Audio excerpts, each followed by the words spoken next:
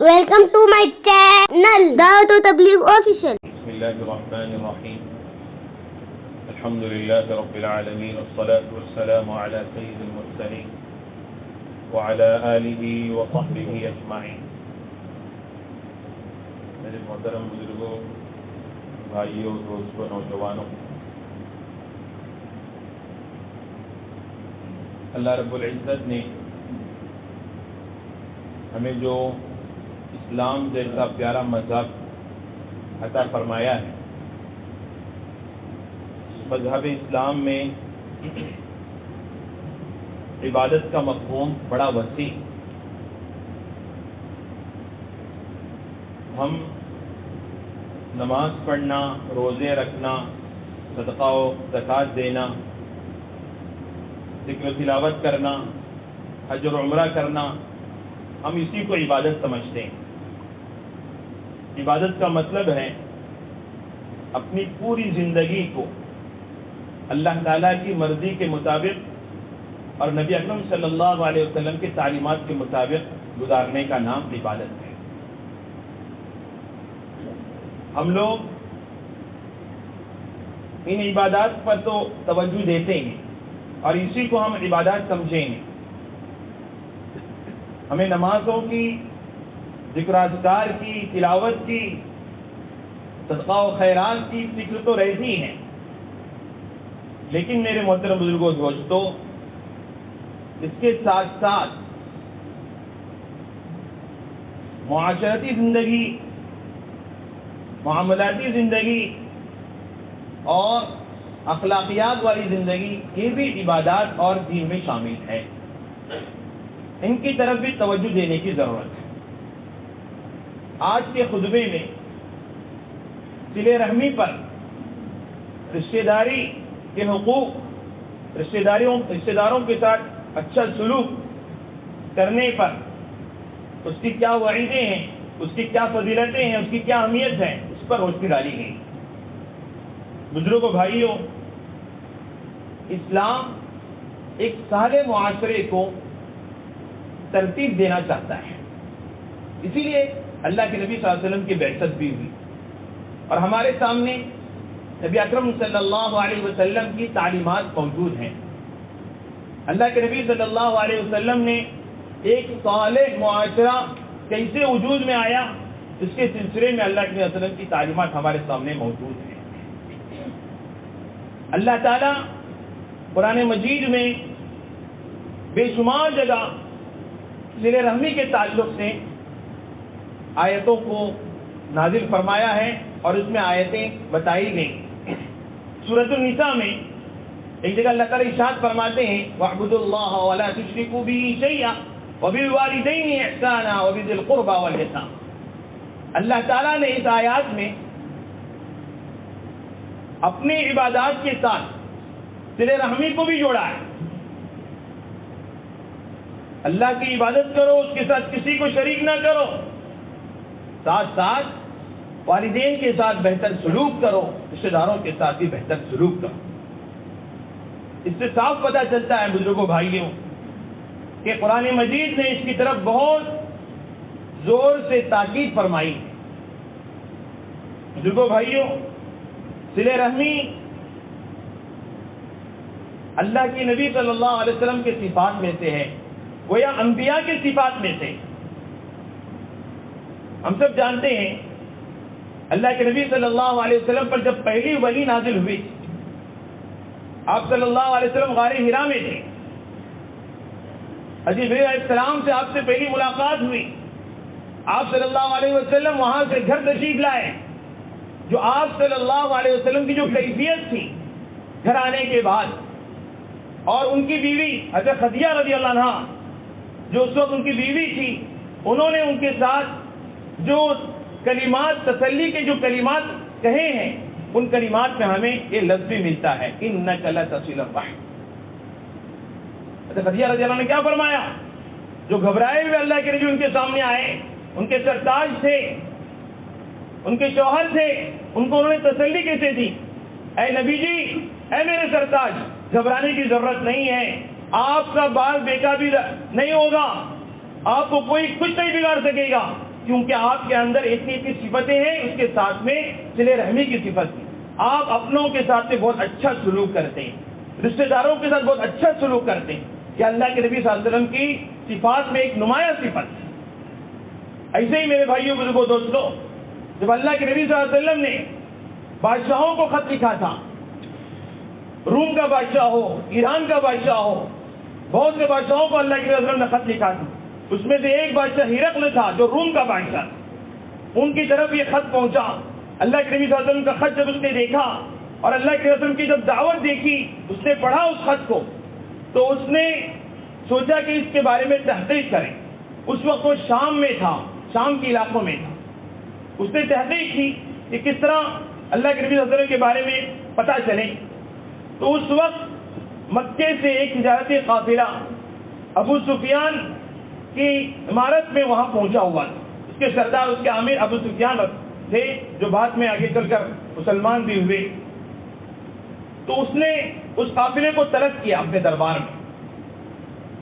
جب حضرت ابو سفیان کا قافلہ وہاں آیا ہے تو اس نے بادشاہ نے ان کے پاس سوالات کیے کچھ، اور کہا کہ مجھے آپ کے علاقے میں جو نبی آئے ہیں، محمد جو اپنے آپ کو نبی کہتے ہیں، ان کے بارے میں کچھ تحقیق چاہیے۔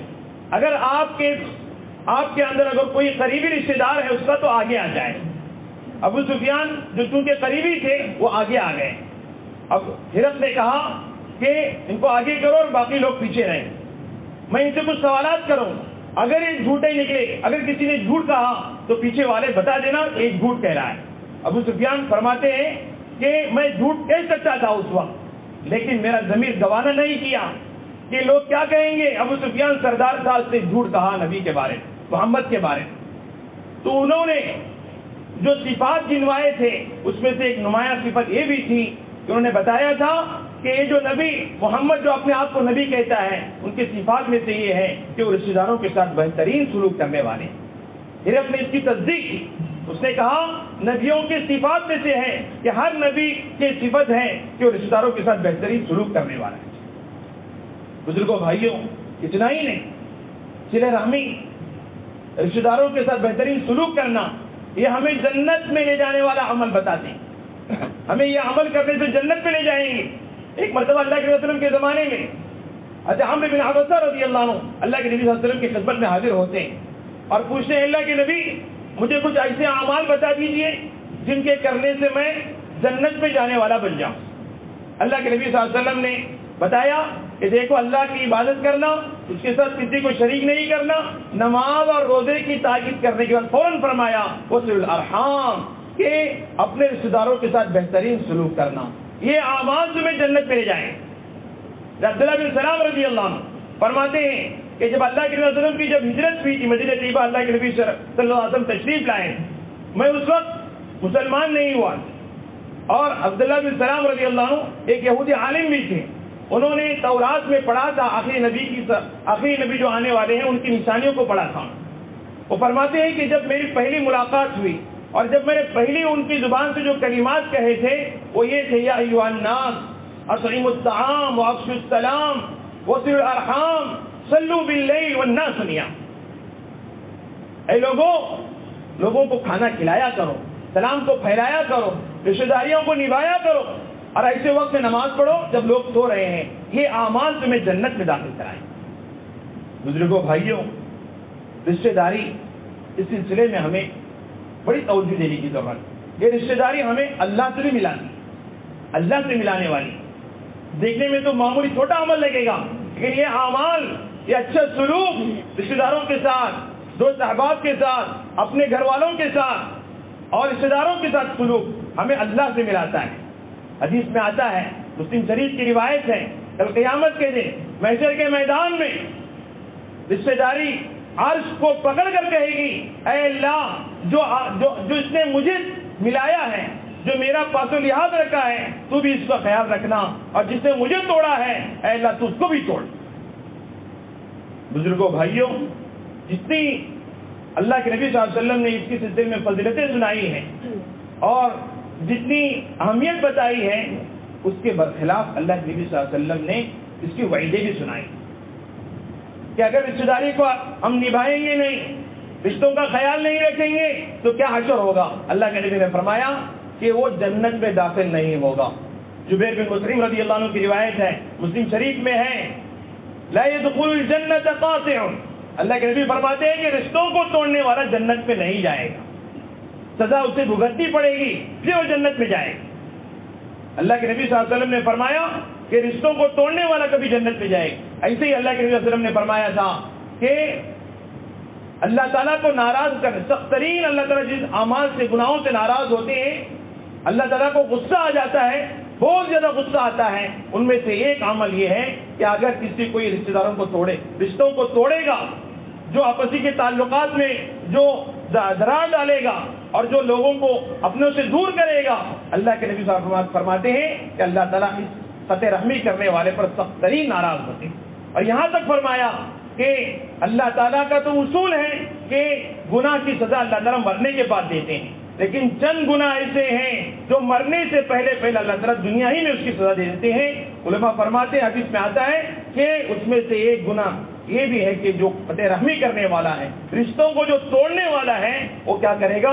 دنیا ہی میں اس کی سزا اس کو بھگتنی پڑے گی۔ حضرت ابو ہریرہ رضی اللہ عنہ اور حضرت عبداللہ بن مسعود رضی اللہ عنہ کے بارے میں آتا ہے، وہ جب بھی لوگوں کو اپنی مجلس میں بلاتے تھے، جب ان کی مسجد لگتی تھی، درس حدیث اور درس قرآن کے لیے مجلسیں لگتی تھی، تو کہتے تھے درس شروع ہونے سے پہلے، مجلس شروع کرنے سے پہلے اللہ کا واسطہ دیتے تھے، اللہ کا واسطہ ہے تمہیں، اگر ہماری مجلس میں کوئی رشتوں کو توڑنے والا ہے تو اللہ کے واسطے ہماری مجلس سے اٹھ جاؤ، اگر آپ رہیں گے تو اس مجلس میں برکت نہیں رہے گی، اللہ کی نظر کرم نہیں ہے۔ بزرگوں، بھائیوں، ہمیں سوچنا ہے، اپنا جائزہ لینا ہے۔ اس سے پہلے ہمارے دل میں ایک سوال آتا ہے کہ ہم رشتہ داروں کے ساتھ سلوک کریں گے، رشتوں کے ساتھ، رشتہ داروں کے ساتھ، اپنوں کے ساتھ سلوک ہوگا کہ کس طرح کا سلوک ہمیں کرنا چاہیے، ایک سوال پیدا ہوتا ہے۔ تو بزرگوں، بھائیوں، حدیث میں اس کی بھی رہنمائی فرمائی گئی۔ صدقے کے سلسلے میں فرمایا اگر تم کو صدقہ دینا ہو تو اگر اپنوں میں اگر کوئی صدقے کا اگر زیادہ حقدار ہے تو اس کو سب سے پہلے صدقے دیا کرو، تو اس سے کیا ہوگا؟ اللہ کے نبی نے فرمایا دو تمہیں اجر ملے گا، ایک صدقے کا اجر ملے گا، ایک رشتہ داری کو نبھانے کا اجر ملے گا۔ اور اسی طرح اگر کوئی اپنوں میں بیمار ہے، ہم اس کی عیادت کر کے ہم رشتہ داری کو ادا کر سکتے ہیں، صلہ رحمی کر سکتے ہیں۔ اگر کوئی کہیں محفل، خوشی کی محفل ہے رشتہ داروں میں، ہم اس محفل میں شریک ہو کر رشتہ داری کو نبھا سکتے ہیں۔ اگر کہیں غم ہے، غم میں ہم شریک ہو کر، ان کے ساتھ شریک ہو کر ہم رشتہ داری کو نبھا سکتے ہیں۔ کہیں انتقال ہو گیا کسی کا، ہم اس کی تعزیت کر کے اس کے ساتھ شریک، ہم لوگ اس کی رشتہ داری کو نبھا سکتے ہیں۔ اور کہیں اختلافات ہو رہے ہیں، ہم ان اختلافات کو مٹانے کے لیے ہم آگے بڑھیں گے۔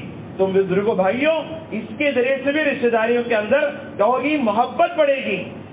اللہ کے نبی فرماتے ہیں لیس الواصل بالمکافی، دیکھیے رشتوں کا حق ادا کرنے والا، صلہ رحمی کرنے والا وہ نہیں ہے جو برابری کا معاملہ کرے کہ وہ بھی اچھا سلوک کر رہے ہیں، ہم بھی اچھا سلوک کر رہے ہیں۔ یہ کمال کی بات نہیں۔ اللہ کے نبی نے فرمایا کمال کی بات تو یہ ہے اگر وہ توڑ رہا ہے تو ہم رشتوں کو جوڑنے والے ہیں۔ تو رشتوں کو جوڑنا، اگر کہیں کسی کے درمیان اختلاف ہو رہا ہے، بہن بھائیوں میں اختلاف ہو رہا ہے، ماں اور بچوں میں اختلاف ہو رہا ہے، رشتہ داریوں میں اختلاف ہو رہا ہے، ہم آگے بڑھ کر اس کو ملانے کی کوشش کریں۔ یہ بھی رشتے صلہ رحمی کے اعلیٰ مثال ہے۔ اسی طرح ہم بزرگوں، بھائیوں، ہم اس کے ذریعے سے اللہ کی جنت کے حقدار بھی بن سکتے ہیں۔ اور فرمایا اللہ کے نبی صلی اللہ علیہ وسلم نے کہ رشتوں کو جوڑنے کی فکر ہمیں ہر وقت کرنی چاہیے، اس کے ذریعے سے ایک صالح معاشرہ وجود میں آئے گا، صالح معاشرہ وجود میں آئے گا۔ ہمیں اپنا جائزہ لینا چاہیے کہ ہماری جو زندگی گزر رہی ہے، ہماری اپنی زندگی میں کیا ہمارا رشتہ داروں کے ساتھ سلوک بہتر ہو رہا ہے؟ کیا ہم رشتہ داروں کے ساتھ بہتر سلوک کر رہے ہیں؟ ہمارے صحیح طور پر صلہ رحمی ادا ہو رہی ہے؟ ہمیں اس کا جائزہ لینے کی ضرورت ہے۔ بزرگوں، بھائی، آج معاشرے میں ایسے لوگ بھی ہیں، اللہ معاف فرمائے، ایسے لوگ بھی ہیں ایک گھرانے میں رہتے ہیں لیکن کئی مہینے کئی سال گزرتے ہیں، ایک دوسرے کا منہ دیکھنا گوارا نہیں کرتے، ایک دوسرے سے بات کرنا گوارا نہیں کرتے، ایک دوسرے کا ساتھ دینا گوارا نہیں کرتے۔ یہ ہمارے معاشرے کا حال ہو رہا ہے۔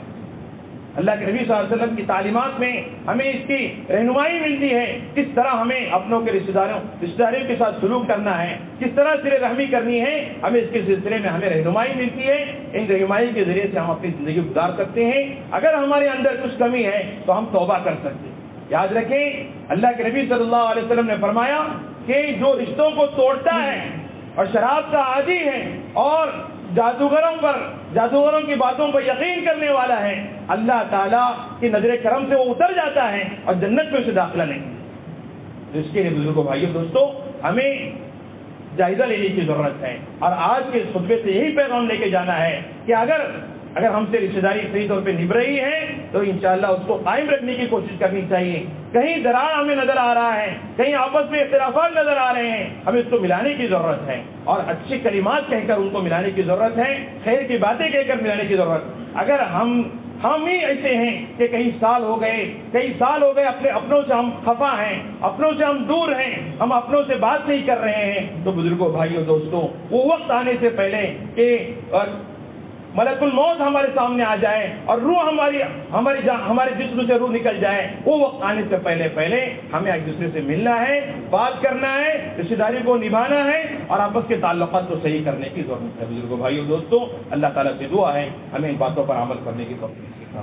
ویڈیو کے نیچے سبسکرائب کے بٹن پہ کلک کریں، بیل کے آئیکن پہ کلک کیجئے تاکہ ہر نئی ویڈیو کی نوٹیفیکیشن آپ کو مل جائے۔